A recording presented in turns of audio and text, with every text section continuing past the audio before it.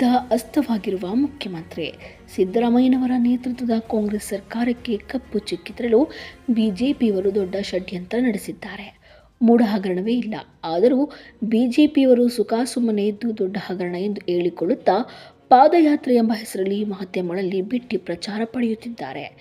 ಈ ಹಿಂದಿನ ಬಿಜೆಪಿ ಸರ್ಕಾರದಲ್ಲಿನ ಅನೇಕ ಹಗರಣಗಳನ್ನು ಸರ್ಕಾರ ತನಿಖೆಗೆ ವಹಿಸಲಿದ್ದು ಬಿಜೆಪಿಯವರ ಬಂಡವಾಳ ಬಯಲಿಗೆ ಬರಲಿದೆ.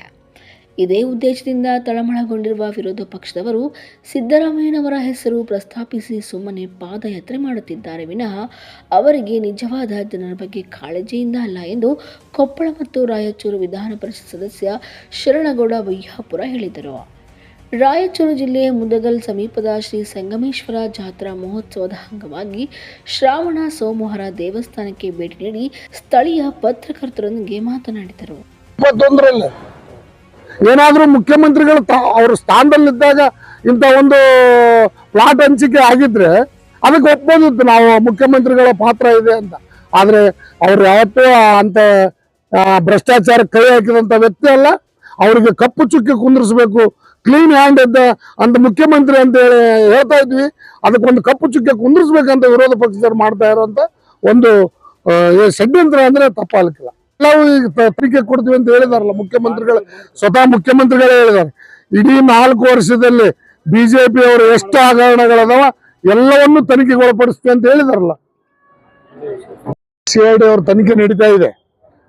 ನಿನ್ನೆನೆ CID ಅವರು ಯಾದಗಿರಿ ಬಂದಿದ್ದಾರೆ. ಏನಾಗಿದೆ, ಹಾರ್ಟ್ ಅಟ್ಯಾಕ್ ಆಗಿ ಸತ್ತಿದ್ದಾನೆ ಅವನು. ರಾತ್ರಿ ಎಲ್ಲ ಪಾರ್ಟಿ ಮಾಡ್ಯಾರ. ಪಾರ್ಟಿ ಮಾಡಿ ಬೆಳಿಗ್ಗೆ ಬಂದು ಮಧ್ಯಾಹ್ನ ಊಟ ಮಾಡಿ ಮಲಗಿದಾನೆ. ಮಲಗಿದ ಹೊತ್ತಿನಾಗ ಹಾರ್ಟ್ ಅಟ್ಯಾಕ್ ಆಗೈತಿ. ಈಗಾಗಲೇ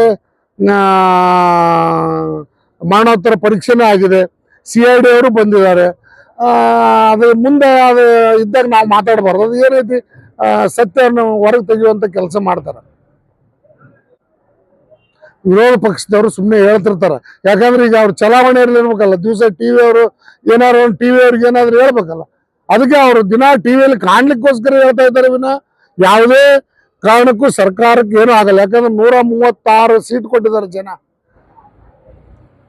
ಒಂದೇ ಒಂದು ನಮ್ಮ ಮುಖ್ಯಮಂತ್ರಿಗಳು ಕಪ್ಪು ಚುಕ್ಕಿ ಇರಲಾರ್ದಂಗೆ ಕೆಲಸ ಮಾಡ್ಯಾರ ಅನ್ನೋದು ಒಂದೇ ಒಂದು. ಯಾಕಂದ್ರೆ ಪ್ರತಿ ಸಾರಿ ಹೇಳ್ತಾ ಇದ್ರು ಸಿದ್ದರಾಮಯ್ಯರು, ಜೈಲಿಗೆ ಹೋಗಿ ಬಂದ ಯಡಿಯೂರಪ್ಪ, ಜೈಲಿಗೆ ಹೋಗಿ ಬಂದ ಯಡಿಯೂರಪ್ಪ ಅಂತೇಳಿ.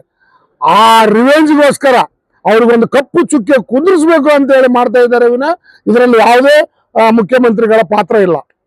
ಇದವರು ತಾವು ನೋಡಿದಿರಿ, 4 ವರ್ಷ ಆಡಳಿತ ಮಾಡಿದಾಗ ಇವರು ಮಾಡಿದಂತ ಹಗರಣಗಳ ಸಂಖ್ಯೆ ಲೆಕ್ಕನೇ ಇಲ್ಲ. ಆದ್ರೆ ಮೂಡಾದ್ದು ಅದು ಇವ್ರ ಸೃಷ್ಟಿ ಮಾಡಿದ್ದೇ ಹೊರತಾಗಿ ಅದರಲ್ಲಿ ಯಾವುದೇ ಮುಖ್ಯಮಂತ್ರಿಗಳ ಪಾತ್ರ ಇಲ್ಲ. ಯಾಕಂದ್ರೆ ಇದು 1989 ಅದ್ರ ಡೇಟ್ ನೆನಪಿಲ್ಲ ನನಗೆ. ಆ ಇಸ್ವಿಯಲ್ಲಿ ಅದು 90ರ ಆಸ್ಪಾಸಿನಲ್ಲಿ ಖರೀದಿ ಆದಂತ ಒಂದು ಭೂಮಿ. ಅದನ್ನ ಮೂಡಾದವರು ಅಕ್ವೈರ್ ಮಾಡ್ಕೊಂಡು ಅದನ್ನೆಲ್ಲ ಪ್ಲಾಟ್ ಹಂಚಿದ್ದಾರೆ. ಅವರೇನು ಇದೇ ಬಿಜೆಪಿ ಸರ್ಕಾರ ಇದ್ದಾಗ 50-50 ರೈತರ ಏನು ಜಮೀನನ್ನ ಸ್ವಾಧೀನಪಡಿಸ್ಕೋತೀವಿ, ದುಡ್ಡು ಕೊಡದೆ ಅವ್ರಿಗೆ 50-50 ಸೈಟ್ಗಳನ್ನ ಕೊಡಬೇಕು ಅಂತೇಳಿ ಒಂದು ಒಡಂಬಡಿಕೆ ಮಾಡಿಕೊಂಡು ಇವ್ರೊಬ್ಬರಿಗೆ ಕೊಟ್ಟಿಲ್ಲ, ಅಲ್ಲಿ 106 ರೈತರಿಗೆ ಹಂಚಿದ್ದಾರೆ. ಆದ್ರೆ ಇವ್ರಿಗೆ ಏನು ಹಂಚಿದ್ದಾರೆ, ಇವ್ರು ಯಾವುದು ಸೈಟ್ ಇಂಥದೇ ಕೊಡಿ ಅಂತ ಕೇಳಿಲ್ಲ.